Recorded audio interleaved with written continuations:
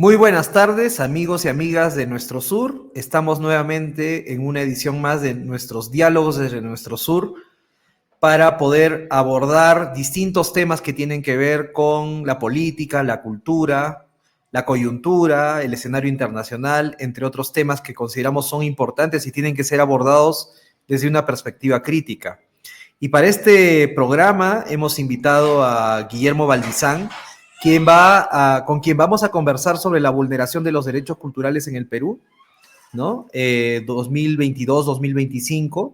Esto a propósito de un informe que hemos preparado desde Nuestro Sur y que Guillermo ha redactado, ha trabajado, ha investigado. De hecho, el día lunes 30 de junio, en el local de Yuyashkani, ¿no? Se ha presentado frente digamos, activistas, trabajadores del arte y la cultura, este informe, ¿no? Que ya en realidad tiene una versión actualizada. Bueno, Guillermo es parte de Nuestro Sur, él es responsable de la línea de debate programático, político, ¿no? Que tenemos en Nuestro Sur. Y además, para presentarlo nuevamente, él es sociólogo y artista visual, además un activista de este movimiento tan importante que se llama Cultura Viva Comunitaria y de parte además de diversas otras iniciativas. ¿Qué tal, Guillermo? ¿Cómo estás? Un gusto, Álvaro. Qué bueno reencontrarnos acá en los diálogos desde Nuestro Sur. Guille, ¿cómo fue el evento del lunes? ¿Cómo les fue? Cuéntanos quiénes participaron, qué tal, cómo estuvo el ambiente, ¿no? ¿Cómo ves? Además, digamos, creo que sería importante decir por qué hacer este informe, ¿no? O sea, en qué contexto nos estamos moviendo. Sí, el evento creo que superó nuestras expectativas, ¿no? En términos de interés y de convocatoria. Fue una buena idea sumar, articular fuerzas con nuestros hermanos, hermanas del grupo Yuyashkani y con la red de trabajadores de las artes y las culturas, ¿no? Que junto con la Asociación Nuestro Sur impulsamos esta actividad y bueno, estuvimos presentes presentando este informe, ¿no? En mesa, digamos, quien les habla, pero también invitamos a personas referentes de distintos espacios vinculados al ámbito artístico y cultural que han estado en distintos procesos también de exigencia de derechos, de resistencia cultural también. Estuvo con nosotros Juan Acevedo, el caricaturista Juan Acevedo. Estuvo Mari Soto también, que es parte de la Internacional Antifascista Capítulo Perú, desde el ámbito del equipo de culturas. Estuvo también Berenice Adriancén, del colectivo Por una Cinemateca Peruana. Y también estuvo Mónica Sánchez, que estuvo también muy activa entre diversas organizaciones, ¿no? Con este proceso reciente de intento de modificatoria de la ley del artista, ¿no? Entonces, desde distintos ángulos y desde distintas experiencias se pudo revisar el informe y lo más importante y lo más rico es que se pudo generar un conjunto de reflexiones respecto al contenido, ¿no? Después vamos a hablar un poco más a fondo del contenido, pero digamos, en líneas muy generales, tener una cronología de ver que nos permita ver cómo ha ido avanzando y cómo ha ido modificándose en el camino estas vulneraciones y cómo han ido cogiendo además una lógica sistemática, nos permitió además justamente identificar no solamente las vulneraciones, sino lo que nosotros queríamos también como parte de los objetivos de esta actividad, que era identificar también las respuestas que se han desarrollado desde el sector cultural, desde los distintos espacios del sector cultural, qué respuestas se han desarrollado, qué repercusiones han tenido esas respuestas. Algunas han ayudado a diluir el problema o a frenarlo, algunas no pudieron frenarlo, pero sí lo pusieron en debate público, ¿no? Y creo que eso, de una u otra forma, también era clave para esta presentación, porque nos ponía no solamente un problema por delante, sino un reto, ¿no? Cómo articular las distintas fuerzas que hay del sector cultural más allá de las miradas sectorializadas, de las miradas un poco más, digamos, a veces gremiales que existen dentro del propio sector en defensa de derechos muy importantes, pero específicos, y cómo avanzamos hacia una mirada más política de este tema. ¿Por qué? Lo que veíamos era que estamos en un momento de implementación de una política de censura en el país claramente definida, nítida, ¿no? Y frente a eso no existe sector, por más grande que sea, de este espacio cultural que pueda responder o que pueda atender las amenazas que esa política de la censura implica. Necesitamos una articulación mayor. Creo que eso fue uno de los objetivos principales de este evento que tuvimos, ¿no? Además de reconocernos, somos un sector que podemos, digamos, tener muchos puntos de encuentro en términos de intercambios culturales, ¿no? Artísticos, pero no somos un espacio que usualmente, por lo menos en los últimos años, digamos, caracterizamos por encontrarnos en estas reflexiones de carácter político, ¿no? Por último, lo que podría decir que creo que fue muy importante como parte de estas reflexiones de esta presentación en particular, porque el informe ya lo habíamos presentado inicialmente en la feria Revuelta Ambulante, ¿no? Que se hizo en el Citentel hace unos meses, y también tuvimos la suerte de presentarlo en la reunión de Claxo que se hizo en Bogotá, Colombia, ¿no? Pero en esta ocasión creo que otro elemento clave también de la conversación que se empezó a tener entre quienes participamos, entre el público, que también hubo muchos aportes del público, es el hecho que recordar que el sector cultural también es un sector que tiene tradición de organización y tradición de lucha, ¿no? Se recordaron un conjunto de esfuerzos unitarios, frentistas, que se desarrollaron pues desde la década de los 70s, 80s, 90s, ¿no? Entonces tenemos una historia, tenemos un acumulado, venimos de experiencias también de lucha por nuestros derechos culturales, no solamente como artistas o creadores de contenido, sino también en defensa de los derechos culturales de la población peruana, ¿no? Y eso creo que también fue otro de los elementos ricos que se plantearon el día de ayer en esta conversación que tuvimos, ¿no? Sí, pues qué interesante, Guille, ¿no? Creo que es importante remarcar el momento que estamos viviendo. Efectivamente, ¿por qué abordar este tema, ¿no? Y identificar que sistemáticamente este régimen viene vulnerando derechos culturales, ¿no? Particularmente, digamos, una de sus líneas de, por decirlo así, ataque, ofensiva, es el tema cultural, ¿no? Y hemos visto varias de estas censuras, de estas vulneraciones, desde el momento mismo en que cae Pedro Castillo, asume Dina Boluarte, ¿no? Y, digamos, podemos decir que estamos frente a un gobierno que tiene muchas dificultades para gobernar en distintos planos. Vemos la inseguridad ciudadana, en fin, la economía, las mafias que proliferan por todos lados, pero casualmente en algunas cosas son muy sistemáticos y muy ordenados, y da la casualidad que justamente los temas que tienen que ver con la persecución de dirigentes sociales o en esto que la ultraderecha llama batalla cultural, ellos han puesto mucho énfasis, ¿no? ¿Qué digamos, vulneraciones has identificado, Guille, en este informe, que por cierto acá está, lo tenemos publicado, ¿no? Se puede adquirir también en la página de Nuestro Sur? ¿Qué podrías mencionarnos algunos, digamos, hitos relevantes que podrían darnos una idea de cómo se están vulnerando estos derechos culturales? Sí, claro. Y qué bueno que lo mencionas, porque uno de los puntos importantes también de ayer es que, si bien el informe ya tiene algún tiempo para descarga libre en PDF desde la página web de Nuestro Sur, también ayer hemos podido por primera vez poner a disposición la versión impresa, ¿no? Y bueno, quienes estuvieron en la actividad también pudieron adquirir esta edición impresa.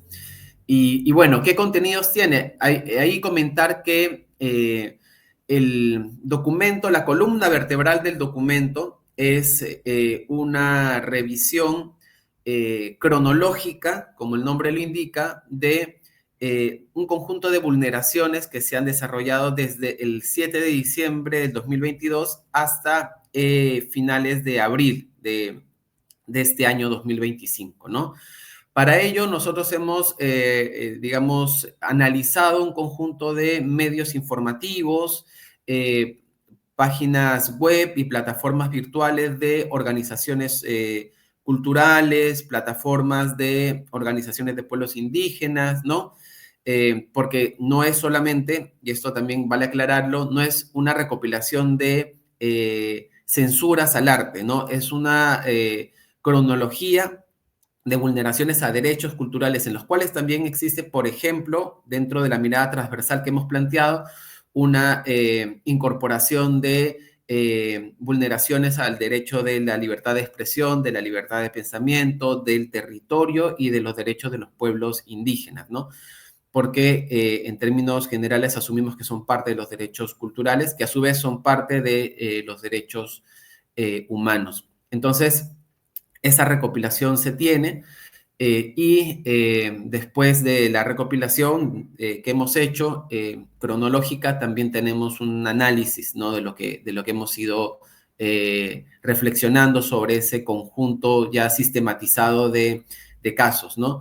Y ahí lo que hemos podido identificar en líneas bien generales es, en primer lugar, que existen tipos de vulneraciones, ¿no? Y ahí hemos identificado tres: las acciones de vocería, le hemos llamado, que ha sido muy importante en el primer año, ¿no? que revisamos, 2023, que son acciones, digamos, en concreto, representantes de lo que nosotros llamamos la coalición dictatorial, que pueden ser desde representantes del Poder Ejecutivo, representantes del Poder Legislativo, representantes de la Policía Nacional o las Fuerzas Armadas, o algunos, digamos, sectores o representantes del sector mediático, ¿no? Que buscaban estigmatizar, que buscaban generar sospechas sobre aquellas organizaciones o personas que tenían, digamos, intereses adversos a los intereses de la coalición dictatorial, ¿no? Ese es un tipo de acción, la acción de vocería. Después vimos otras acciones que son las mayoritarias, que son las acciones jurídico-administrativas, ¿no? Ya desde las herramientas del propio Estado se han empezado a implementar un conjunto de, digamos, prácticas de estigmatización, prácticas de censura, se ha desmontado un conjunto de herramientas administrativas que valían justamente para el ejercicio pleno de derechos culturales, o también se han implementado leyes, digamos, para el control ideológico de funcionarios del sector público, como por ejemplo docentes, ¿no? Hay leyes, digamos, contra docentes que advierten o que hacen, digamos, tienen una lógica punitiva frente a lo que pueden o no decir en clases, ¿no? Con respecto al conflicto armado interno, con respecto a la exigencia de la denominación de terrorismo en ciertas partes de la currícula escolar, entre otros elementos, ¿no? Esas son las acciones de, digamos, jurídico-administrativas que se han ido implementando, ¿no? Y por último, acciones, digamos, que le hemos llamado privadas, ¿no? Aunque en realidad eso estamos para reflexionar un poquito más hondo, porque muchas de las acciones jurídico-administrativas surgen y parten también de intereses privados, ¿no? Pero para ordenarnos en torno a quién enuncia o quién hace la acción, también hay un conjunto de acciones privadas, ¿no? Poníamos un ejemplo claro para que se entienda: la campaña mediático-empresarial que surgió a comienzos de este año por parte de Perú 21 y de la CONFIEP contra el INEI por el intento de cambio de la pregunta sobre autoidentificación étnica, ¿no? En el Censo Nacional 2025. Campaña que tuvo resultados, porque finalmente retrocedió el INEI a pesar de tener el respaldo de la CEPAL con respecto a ese cambio, ¿no? Entonces, esas son las acciones que hemos identificado. Hemos identificado también que existe un conjunto de contenidos, ¿no? Porque esas acciones no se dan en el aire. Hay una arremetida ideológica muy fuerte que se vehiculiza dentro de estas acciones que que he mencionado, ¿no? Entonces ahí tenemos, para decirlo rápido, discursos vinculados a la contrainsurgencia anticomunista, al emprendedurismo neoliberal, a la agenda moral conservadora, ¿no? Que busca restringir, digamos, o controlar los cuerpos, específicamente desde el discurso de estos movimientos antiderechos, ¿no? Y también el hispanismo, ¿no? Que se ha ido, digamos, creciendo en estos últimos tiempos y que tiene su máxima expresión ahorita en Lima, por ejemplo, con el traslado de la escultura de Francisco Pizarro nuevamente al frente de la Plaza Mayor de Lima, ¿no? Y por último, podremos decir que también hemos identificado etapas, ¿no? Estas vulneraciones no se han hecho, digamos, igual en todos estos años, sino que han pasado por una etapa que le hemos llamado de arremetida en el 2023, donde principalmente se plantearon acciones de vocería, es decir, había un interés claro en legitimar la represión que estaba habiendo en ese momento al pueblo movilizado en el ámbito del estallido social, y ahí esa legitimidad se planteó, digamos, con acciones de vocería, saliendo a instalar un discurso, ¿no? Para decirlo rápido. Después pasamos al 2024 con una etapa de desmontaje, donde lo principal, si bien habían otro tipo de acciones, lo principal era empezar a sacar instrumentos administrativos y jurídicos que sustentaban, que protegían ciertos derechos culturales, ¿no? Sobre todo vinculados a temas de memoria, a temas de libertad de expresión, a temas de territorio y de derechos de los pueblos indígenas. Y por último, este año hemos asumido que estamos en un momento de institucionalización, es decir, ya no solamente están posicionando, ya no solamente están desmontando, sino que ahora están incorporando, están legislando, están incorporando herramientas administrativas, por ejemplo, a favor de la censura en el Gran Teatro Nacional, en los pautas, en las reglas de los estímulos económicos a la cultura, etcétera, ¿no? Entonces, ahí tenemos, digamos, una crecida, y no vale, o es importante, mejor dicho, decir que el año 2023 hemos identificado 19 vulneraciones durante todo el año 2023. El año 2024 crecieron a 31 vulneraciones que hemos identificado y que están justamente en el informe. Y el año 2025 hasta el 27 de junio, es decir, hace pocos días, hasta el 27 de junio íbamos 36 vulneraciones, ¿no? Lo cual nos indica claramente de que están en un momento de, yo lo diría así, la coalición dictatorial y los intereses que representa, que no son intereses nuevos, que son en realidad caras muy viejas de la política y de la sociedad peruana, están en un proceso de reconstrucción ideológica. Y esa reconstrucción ideológica se expresa políticamente en dos dimensiones. La primera, de repente es un poco más, digamos, simple de entender, están buscando impunidad y para esa impunidad y para también tener un discurso con el cual lavarse la cara de los crímenes que han cometido, digamos, desarrollan todo este tipo de acciones, ¿no? Pero hay otra intención de esta reconstrucción ideológica de la oligarquía peruana y de sus expresiones políticas, que tiene que ver con la construcción de un proyecto de nación. En este momento esa reconstrucción ideológica apunta a disputar, por ejemplo, la memoria histórica del conflicto armado interno 1980-2000, no solamente porque necesitan impunidad, sino porque tienen que reafirmarse en un proyecto regresivo, en un proyecto melancólico de nación peruana, ¿no?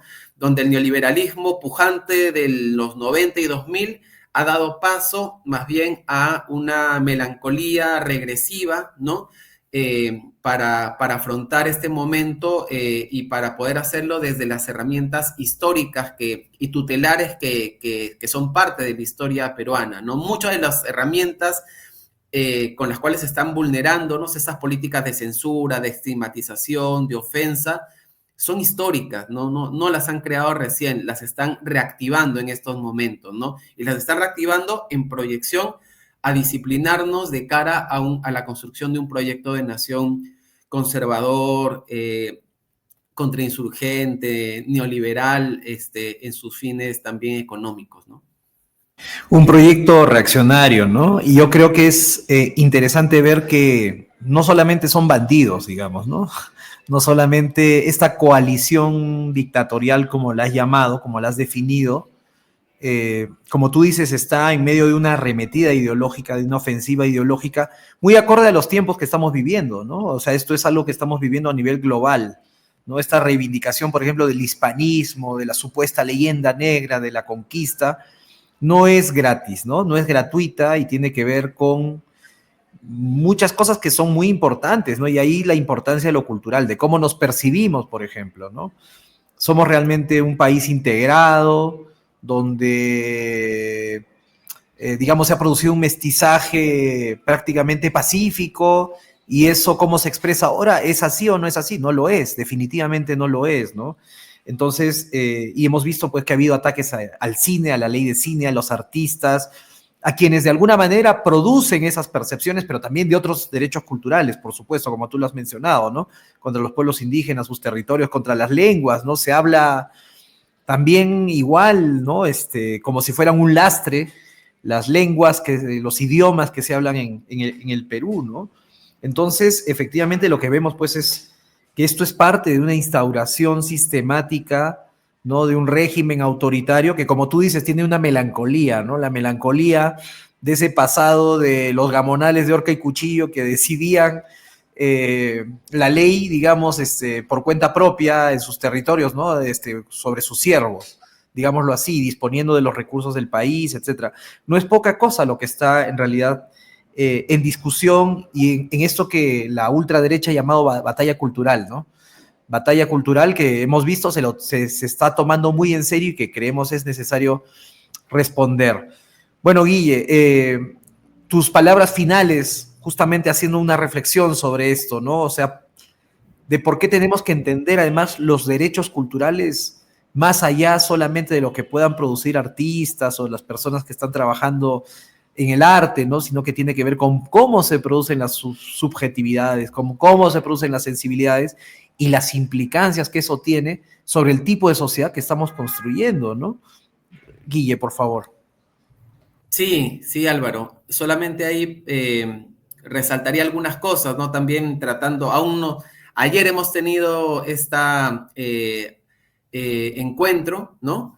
De presentación y hay cosas que todavía nos quedan resonando de lo que hemos conversado, de lo que hemos compartido, ¿no? Un punto importante, como bien lo mencionabas ahora, es esta cronología que hemos hecho, ¿no? Con este informe.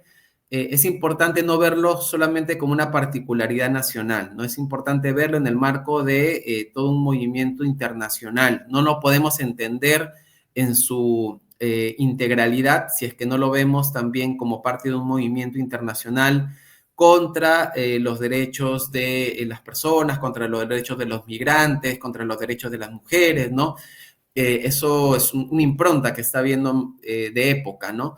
Por otro lado, verlo también de manera histórica, ¿no? También es importante ver la cronología no solamente como casos que están ocurriendo, ¿no? Terminada la presentación, varios decían, oye, pero deberíamos hacer la historia de la censura en el Perú, así como está el libro famoso de la historia de la corrupción en el Perú, deberíamos hacer la historia de la censura en el Perú porque tenemos un montón de material, ¿no? Desde la fundación de la República, desde los primeros teatros que empezaron a surgir en el Perú empezaron a surgir leyes para, digamos, desarrollar prácticas censoras, ¿no? Y esa es una historia que hay que recopilar, no solamente por el hecho de la censura en sí misma, sino por reconocer cómo se ha compuesto la institucionalidad del Estado peruano también, ¿no? Y por comprender también sobre a quién nos enfrentamos, ¿no? En este viaje que hicimos a Colombia, algunos autores planteaban de que en América Latina tenemos una derecha vasalla, le decían, una derecha vasalla de los intereses de las principales potencias imperialistas a nivel internacional y desde esa lógica se comprenden las limitaciones y las características y el folclore, vamos a decir así, de nuestras derechas latinoamericanas, ¿no? Y en esta ocasión, 2022-2025, digamos, no es ajena a ello, ¿no? Es también esa lógica, digamos, de querer imitar al Bukele peruano, al Trump.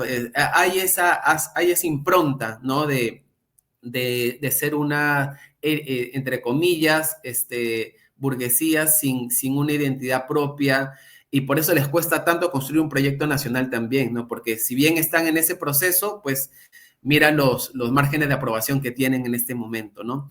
Y por último, lo que dijimos también, y creo como para cerrar, es que estamos, desde el sector cultural, digamos, nos hemos planteado un objetivo, ¿no? Que es construir un frente cultural, ¿no? Y ese frente cultural no sabemos cómo va a ocurrir, no queremos que sea un ente burocrático, ni mucho menos, pero lo que queremos es que esas voluntades que ya existen, que están canalizándose, que están desarrollándose en distintos sectores, puedan encontrar puntos de comunicación, de coordinación, para encarar objetivos comunes, no solamente, como decía, para defender nuestros derechos como creadores, sino sobre todo para ser un espacio que permita disputar el corazón y la imaginación de nuestros pueblos que ahorita se encuentran en lucha, se encuentran en resistencia, y que es también obligación nuestra poder estar de ese lado, ¿no? Y esperemos que lo que hayamos aportado con el informe sirva para motivar, para animar este conjunto de intercambios también de cara a ese frente. Bien, Guille, sí, muy importante este aporte que se ha hecho, ¿no? Que creo que da para mucho más, además, ¿no? Necesitamos como construir, como tú lo has mencionado varias veces, un observatorio que nos permita ver todas estas vulneraciones a los derechos, pero no poniéndonos como víctimas tampoco, solamente, digamos, ¿no? Como tú muy bien has dicho, organizándonos para construir un frente, para comprender a lo que nos estamos enfrentando, las consecuencias que esto tiene, ¿no? Eso nos parece fundamental y ojalá que siga avanzando este frente cultural que tú has mencionado, que es fundamental para, ojalá, refundar el país y refundar sobre la base de nuestras raíces, de lo que somos, de los pueblos que resisten. Como tú dices, esta ofensiva que estamos viviendo a nivel global es parte de una lógica de guerra que tiene el capitalismo, ¿no? Tanto, digamos, como lo que estamos observando contra en esta guerra interimperialista donde, por ejemplo, se sataniza a los musulmanes, ¿no? A los migrantes, efectivamente, pero también hacia adentro de los países, ¿no? Que está expresado justamente en esa lógica de deshumanización del migrante o esta ofensiva contra los propios pueblos indígenas y sus expresiones, las lenguas, las mujeres, ¿no? Contra los propios trabajadores, finalmente, ¿no?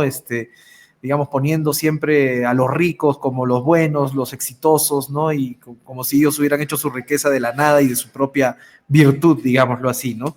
Entonces creo que sí es importante seguir trabajando estos temas, ¿no? Este tema de la cultura que se ha vuelto, que es tan fundamental y siempre lo ha sido, pero muchas veces desde nuestro propio campo se ha invisibilizado, ¿no? Se le ha dado, no creo que no la importancia suficiente. Entonces, bueno, ya para finalizar nuestro programa, ¿no? Decirles que pueden descargar este informe, también lo tenemos impreso, como lo ha dicho Guille, en realidad ya está circulando hace un tiempo en su versión digital. Si es que lo quieren, digamos, obtener, lo pueden descargar desde nuestras páginas. Tenemos una página que es Tienda Nuestro Sur, ¿no? Pero vayan a nuestra página web y ahí pueden encontrar todos los elementos para poder descargarla. Y también pueden comprar este impreso, ¿no? A 10 soles solamente, ¿no? Es una manera también de generar autosostenimiento, ¿no? Para los proyectos que estamos desarrollando. Y bueno, seguiremos conversando, Guille, será hasta una próxima oportunidad. Yo creo que sí, tenemos que seguir dialogando sobre estos temas. Y como siempre, nos vemos con quienes nos ven o nos escuchan también a través de nuestras redes sociales, de las redes sociales de Nuestro Sur, pero también a través de Spotify, donde también vamos a colgar, digamos, este diálogo que hemos tenido hoy con Guillermo Valdizán, quien ha elaborado esta cronología de las vulneraciones a los derechos culturales de la coalición dictatorial en el Perú 2022-2025. Muchas gracias, Guille. Un gusto. Nos vemos. Nos estamos viendo entonces. Hasta pronto.